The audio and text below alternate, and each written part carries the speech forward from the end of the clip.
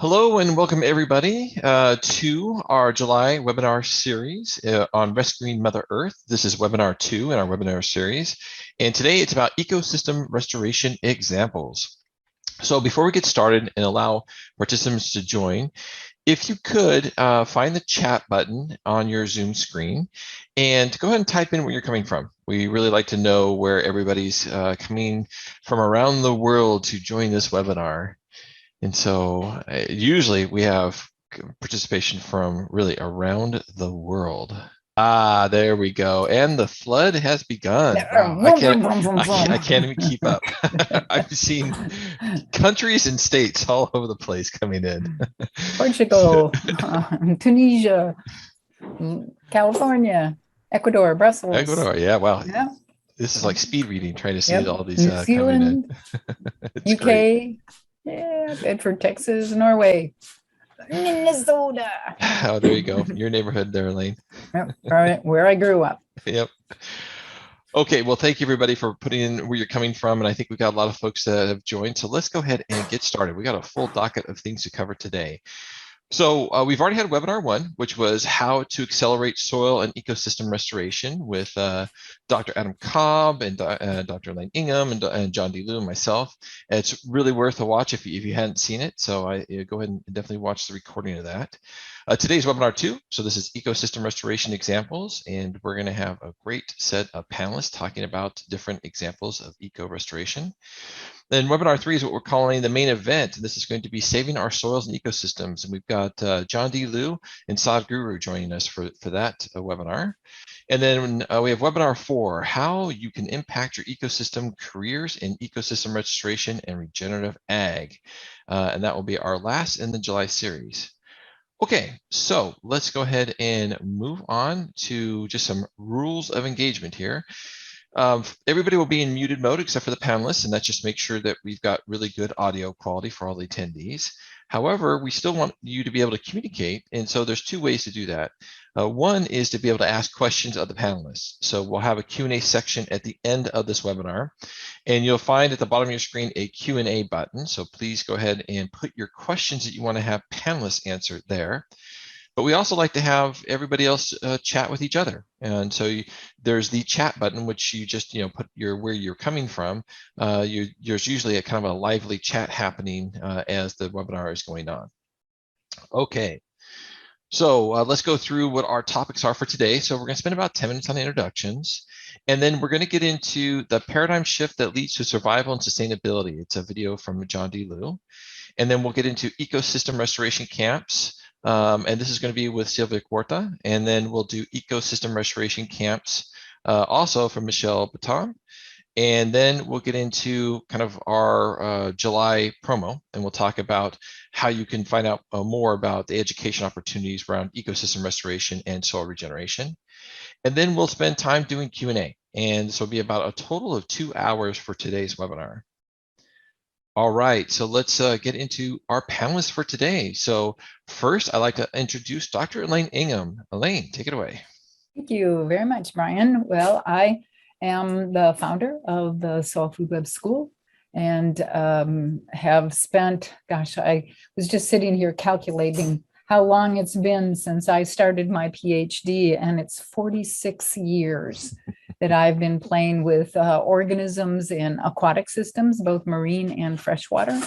I did my master's degree on the microorganisms inside the digestive systems of oysters. And guess what? They've got microbiomes too, just like human beings. So everywhere you turn, these organisms in the soil, in the atmosphere, in the water you drink, are extremely important to understand. They do very positive things for growing plants, but if you abuse the system, you're going to lose the beneficials and you're going to have the diseases and the problems, and you can't grow anything.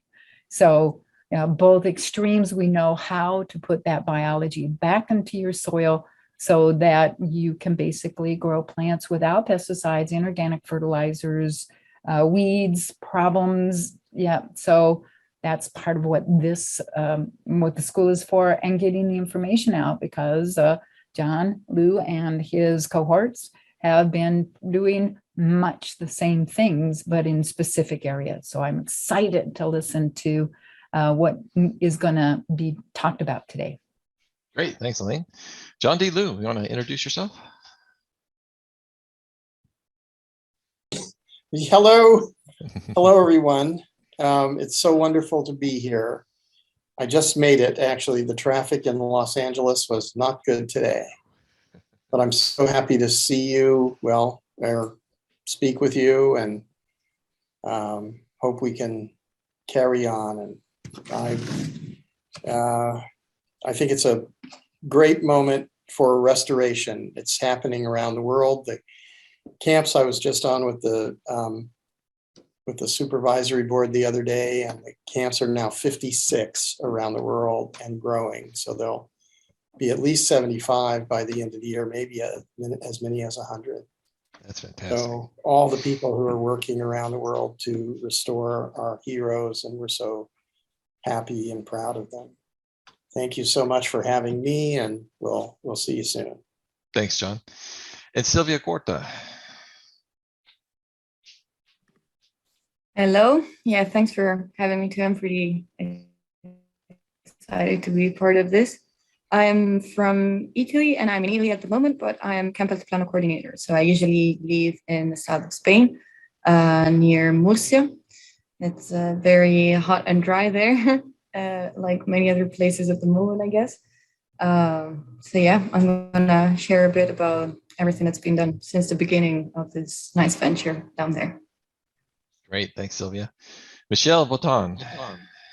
Hi, nice to meet you. It's a pleasure to be here.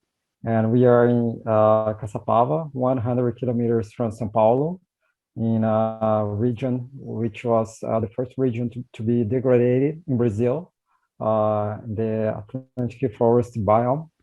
And we are going to show you what we have been done here to restore this land. Thank you. Thanks, Michelle. And there's a lot of questions I've seen popping in about your presentation, and a lot of good chat in the chat, so that's fantastic. We're going to go ahead and now move to Michelle. Michelle, you want to go ahead and take it away? Yes, thank you. Thank you, Brian. So I have never worked in the fields before. I was an IT guy working with software as a software developer. And now I can say that I'm a soil developer. And I'm learning a lot here, and I want to share with you how someone with no prior experience can become a regenerator. So let's begin. So we are Desperto, Regenerative Culture Center. Next, please. Okay. So we say that the way that we live impacts the planet ecosystems. So in 2017, me and Gabby, we found this place. So we bought this land, and we made the move from the city to the countryside with no prior experience. And since then, we are trying to restore this land of 5 hectares and also inspire people by practicing syntropic farming and all regenerative practices, and change their minds and inspire them by touching their hearts too. So next please. Our vision for the next months and years is to create a school. We call it regenerative culture school, because we need to change our culture, which means the way that we live, the way that we perceive our life.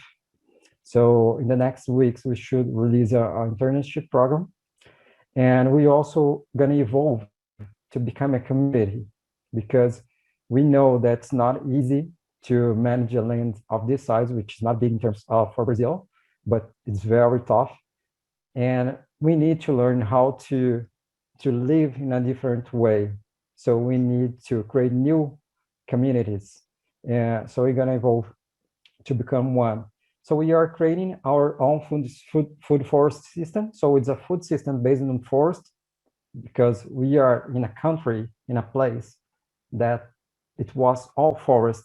It was all pristine forest when the indigenous people get here. So we need to recover.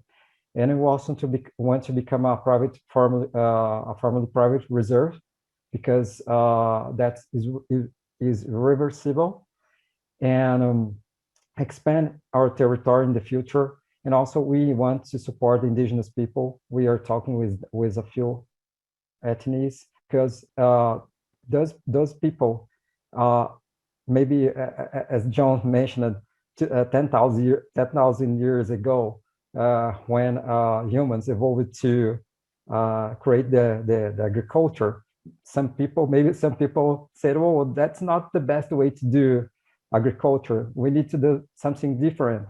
And those people that came to America, North America and South America, they learned how to live in this place and in a sustainable way. And they lived here for 10,000 years, so up to 300 years ago, they had almost 5 million people living in this place with a food system and living in a sustainable way. So they know how to do it.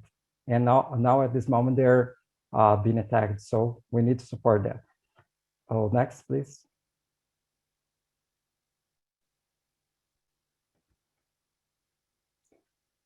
So we are in Caçapava. It's very close to the São Paulo city, which is the biggest city in São Paulo, Brazil.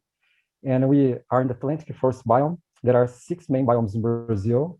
The Atlantic forest and Amazon are rainforests.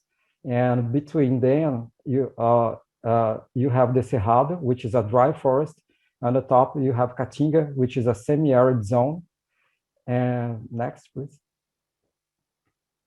So we are in the Mata Atlântica, but we are in a transition to Cerrado, in a fragment of Cerrado. So the Atlantic forest now less than 12%, is as a quarter of the territory of the Amazon, and it's where lives 75% of Brazil population. It's one of the most biodiverse ecosystems in the world. You can have 450 angiosperms per hectare, and most umbrophilos, so plants that depends on moisture, and climate change is affecting that moisture. So climate change might call a Mata Atlântica, the Atlantic forest, and it can become a cerrado, which supports a drier environment. Next, please. So our ecological context, we are close to a Cerrado fragment. So we are in Atlantic forest, but there are some remaining fragments. We are close to one. So we consider that we are in transition ecological niche, and our native forests have been destroyed more than 100 years ago due to coffee plantations monoculture. And we are on the north face, so we have a lot of sun exposure and dry winds. And all the water springs dried here in the last 30 years, even waterfalls. And we are surrounded now by eucalyptus monocultures and grazing land. And there is a discussion happening with the ecological restoration NGOs about using hybrid models in the restoration that combines Atlantic forest and Cerrado, because if you restore just with Atlantic forest now, maybe that won't have a resilience for a changing environment with less humidity. So next, please. So we have received volunteers, individuals, groups, and also collective efforts. So that was before the pandemic. So during the pandemic, we had no volunteers coming for almost 2 years. And at that time, was very good to have that contact with the community and creating engagement with the community. So now we have a very good engagement with the local community, but also with people in São Paulo. So they know us and they want to come and join us. So we need to improve our structure to receive more volunteers. Next, please. So the main activities that we have now for our economic model, sustainability, also restore this land, is interruptive farming courses. We have just planted a medicinal agroforestry So to produce some products, medicinal products, we do bioconstruction for new constructions. We are reference in regenerative tourism. So we even created an online course on regenerative tourism because we are doing that on practice. People come here and we host them via Airbnb, and they can join in our activities in a daily basis. So as you can see in the picture, even childs and families, they come and they participate in the gardening and things like that, or by construction. And we're gonna begin the eco-pedagogical education. And we also have wellness retreats, all related to regenerative cultures. Next, please. So what is our social biodiversity restoration? We say that humans are nature. So we need to learn how to become nature again. We need to create a relationship with nature.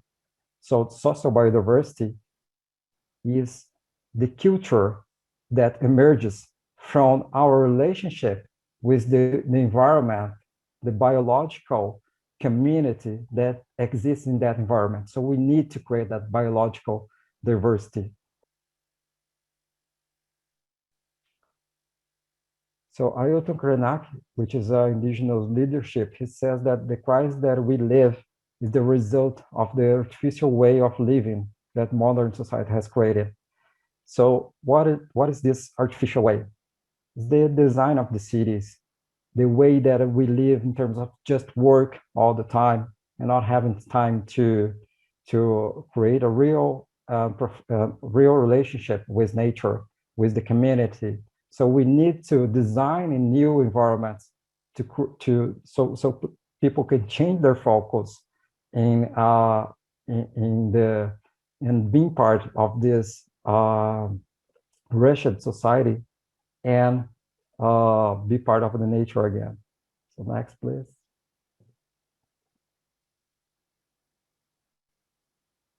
So social biodiversity is not asking for brands or governments for green alternatives. It's to live the change. So we are creating a local ecosystem, which is compounded by food system with food and medicine, and also combining natives and non-native species. And the item two, by doing that, we can create a culture and the values that will emerge from a relationship with when we manage that ecosystem. So once we go inside that forest and we create some kind of disturbance by pruning a tree, by introducing some new species, removing some species, undesired species, we are creating a culture, and that culture is part of the social biodiversity, and all that way of living will support the emergence of a new civilization where the humans knows how to collaborate with nature because they are now part of the ecosystem. They are part of the metabolism. So next, please.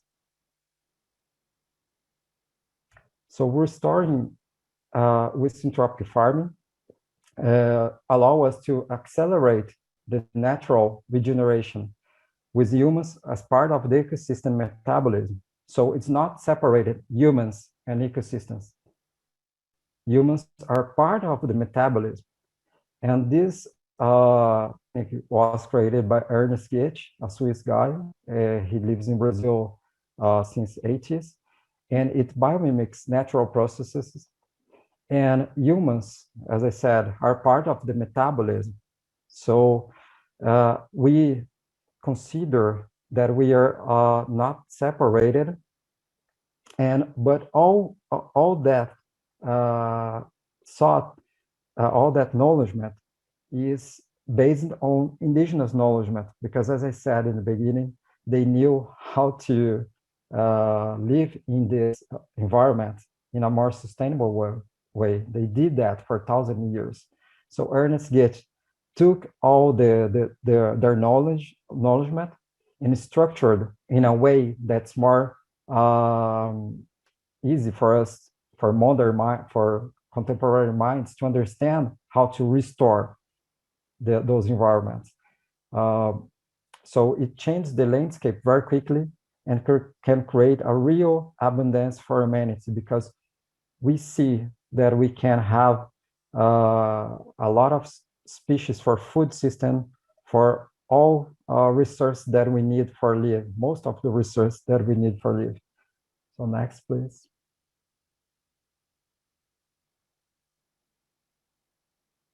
So here is our site. It's a 5 hectares, it's almost a square.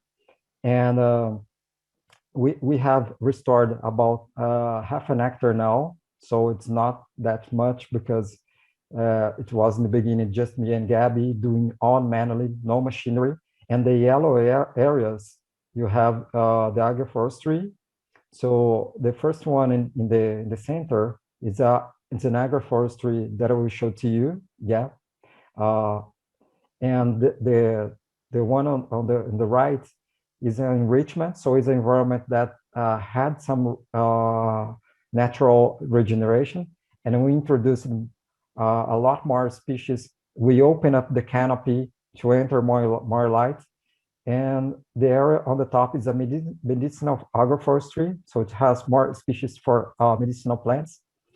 And the water spring, we did some restoration in there, because the water spring is not perennial anymore. So we plant a lot of bananas, and we plant a lot of trees. So the bananas will grow and form a canopy and provide shade for the trees. And our veggies garden is now below the lake, so make easier to irrigate. So we don't have water during the winter, which is now. So we just dug a water well yesterday, and we are very happy because we found a water. So it was a donation from a supporter. So we can now have eggs in the winter. So next, please.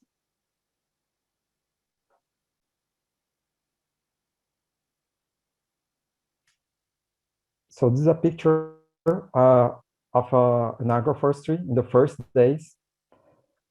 So what do we do in syntropic farming? We biomimic the natural processes. So any tree grows inside a forest, not in a clarity, right? They grow below their mother, so they have shade, they have moisture. So we need to mimic that since the beginning. So we plant several species, a combination of species, 3 species, bushes, and also veggies, all the same time. So if you see the picture, we have some lettuce, we have nag plants, but we also have a cocoa, which is on the top, almost in the top. And at the bottom, that looks like a wing, it's a native species. It grows very quickly, almost 2 meters per year. You're gonna see that. And so in just in 1 or 2 months, all the trees are growing in a shaded environment, and the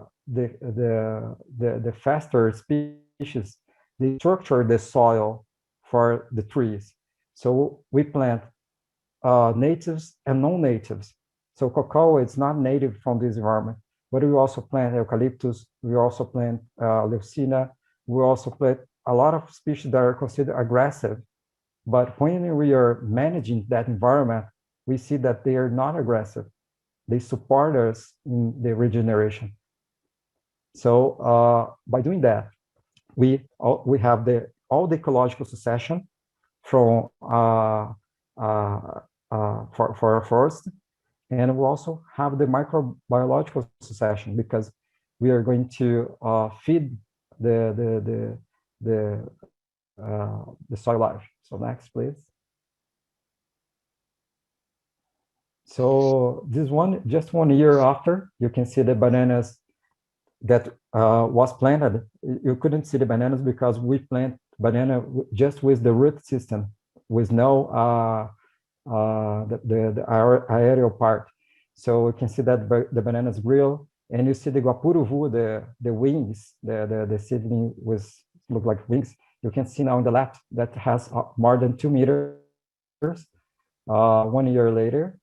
And 2 years later, the forest is coming and it's growing, but we can still have some veggies because there is sunlight in the middle that we can have some veggies. So we have some radish, tomatoes, and other species. Next, please. So this is the picture of the cover. So it's a platinum banana. It's harvested 2 years later, after the implementation of the area. And you see the guapuruvu has more than 4 meters now in 2020. And the platinum is a species that requires a very fertile soil. We have that platinum, but it was attacked by a beetle, and we lost all that type of banana. But we have other 6 types of banana. And 2022, you can see how is now. So you see the guapuruvu goes more than 8 meters now. So we have almost a closed canopy. We don't plant veggies anymore. So we can plant plants for shade environment like turmeric or yam or things like that. Okay, and we are all the time pruning the bananas. When we do the harvesting, we place all the material in the ground. We have a lot of bushes that we prune all the time, like pigeon pea, like titonia, and also the guapuruvus that you see here. It's planted in a high density. So in this area, we have about 30 trees, but we're gonna cut almost all of them. We'll keep just one. Almost all of them will become food for the soil. So next, please. So this is more updated pictures. So as you can see in a better view here on the right, you see the size of the guapuruvu, which is a native species. But the eucalyptus that we also use grows even faster than guapuruvu.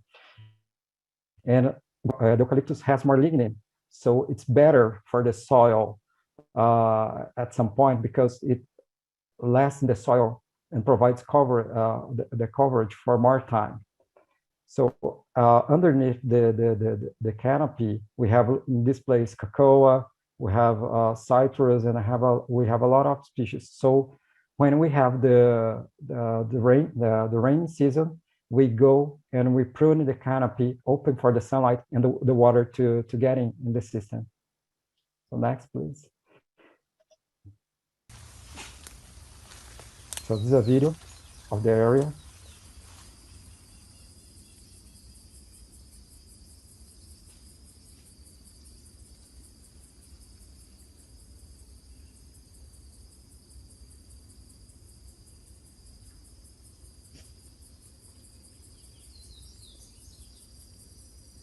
So what you do next is to adjust the stratification of those species. We go inside the forest and we adjust species by species what that species needs, because every species evolves in an ecological niche. So how do we create that ecological niche for that species? By changing the surrounding and pruning, introducing other species, and managing that environment. So one of the species that we use for feeding the soil is the eucalyptus. We use a lot of species, even grasses like Mombasa. So as you can see, we have eucalyptus with more than 10 meters, and then we prune it, and it sprouts, and then we prune it again, and then we keep pruning it, feeding the soil.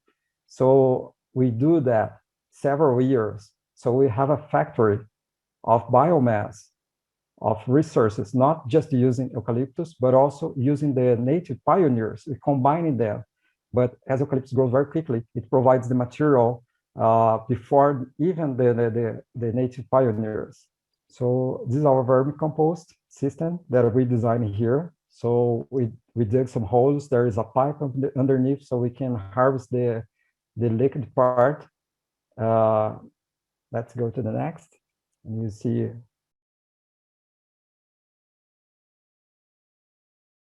Já tá até nascendo as plantinhas aqui, ó. Olha aqui, nasceu uma aqui. Você sabe o que é isso aqui, ó? Aqui é mamão. Nasceu um pé de mamão aqui, ó. Tudo isso aqui é pé de mamão. Olha só. Tá vendo? E esse outro aqui, ó. Você So sabe, this tem lá em casa. system, so this system, it's for eco-pedagogical education. So we designed the covers, and the covers tells the story of a fertile soil. So from turning compost into soil again, and creating healthy plants, and house plants create healthy humans. So next, please. So we are talking about living systems, and living systems are ecological units, and we need to create those units of organism niches. So next, please. So we are doing that all the time by creating the ecosystem and creating our structural coupling with that environment. And as I said, that was something that was already done by the indigenous population. They created these organisms. If you see their agriculture, it doesn't look like a monoculture. It looks like a cell, a living organism.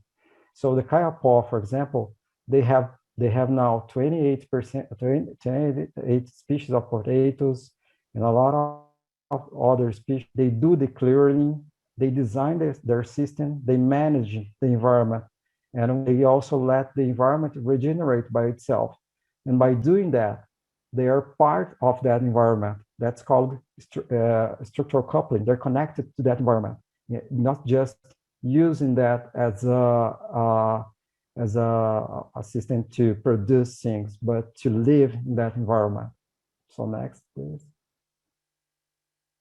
So in a similar way, we are doing the same. So we are creating our food and medicine forest system. So we have the ecosystemic services, food, medicines, timber, bamboo, fiber, seeds for biojewelry. And with the community, we are going to create the Bien Vivir from the Andes people. They had this way of living that is a culture that they respect all the community, all the living community, not just humans, but also all living beings, all the resources, the rocks, the mountains. So by doing that, we can create a new culture, a real regenerative culture that will be based on a bioeconomy with bioregionalism, and people will have the skills for self-sufficiency, self-responsibility, and we need to dance and sing more. We are not here to work, we are here to live. And so by doing that, maybe we can recover the human mission to be an amplifier of life process in this planet. Next, thank you. I think that's all. Thank you, Michelle. That was a wonderful presentation. I'm really fascinated by the project you have going on. And I'm sure there's a lot of chat going on in the background as well. So we're going to probably have quite a few questions that you'll be able to help participate with. Okay, with that said, before we jump into the Q&A session, we're going to watch a short video on our July promotion and really talk about the partnership between the Soil Food Web School and the Eco Restoration Camps. So let me go ahead and get this started. If you are looking for a way to make a big positive impact on the environment, the Ecosystem Restoration Bundle could be for you. Whether you're a farmer or agricultural professional looking for a way to transition to regenerative ag without harming profits, or someone looking for an impactful new career as a soil food web consultant, lab tech, or compost producer, Or if you're someone who is really passionate about ecosystem restoration, this bundle has a lot to offer you. We've put together 4 really powerful tools that will set you up for success, enabling you to make an impact on the soils and ecosystems in your part of the world. Tool number 1, the Soil Food Web Foundation courses. This is where you'll learn all about how soil functions on a biological level. You'll understand what the 4 key groups of microorganisms are and how they work together with plants, nurturing and protecting them. You'll learn how to make biological compost and liquid soil amendments and how to apply them to soil so that the soil biome can be rapidly restored to health. These are all great skills to have at your disposal if you are working on regenerating farmland or an ecosystem restoration project, as repairing the soil biome will dramatically accelerate the regeneration process so you can start to see the results in the first growing season. Tool number 2, the Introduction to Ecosystem Restoration. This is where you'll study ecological principles and ecosystem restoration techniques. This course will prepare you to make a meaningful contribution to any ecosystem restoration camp where people are coming together to restore their landscapes. Please take a look at the Pathways video for more information on this. This is a great tool to have in your box if you are a soil food web consultant working with farmers to support their transition to regenerative agriculture, because it will empower you to have a positive effect on the wider ecosystem beyond the soil biome and cropland. You'll be able to have a positive impact on streams and rivers, on woodlands, and on the animals that occupy the local area too. Tool number 3, the Certified Lab Tech Program. This is an intensive 3-month program designed to help you to master Dr. Lane's microscopy technique. You'll work one-on-one with a microscopy mentor in 8 one-hour sessions. This is such a powerful tool because it enables you to measure the success of various techniques that you might be experimenting with on your own ecosystem restoration project or farm. You will be able to see how the soil biome responds in weeks, way before you start to see above-ground responses to the strategies you are using. And you'll be able to assess the quality of your compost and liquid amendments, so you'll know how impactful they could be before you put in the effort of applying them to the soil. This is kind of like having X-ray vision that enables you to see what's happening beneath the surface of the soil. It's a real superpower. Tool number 4, the Introduction to Permaculture. Permaculture is a regenerative design approach that can be applied to just about anything from water management, growing systems, dwellings, and much more. This is another great tool to have in your box, as permaculture principles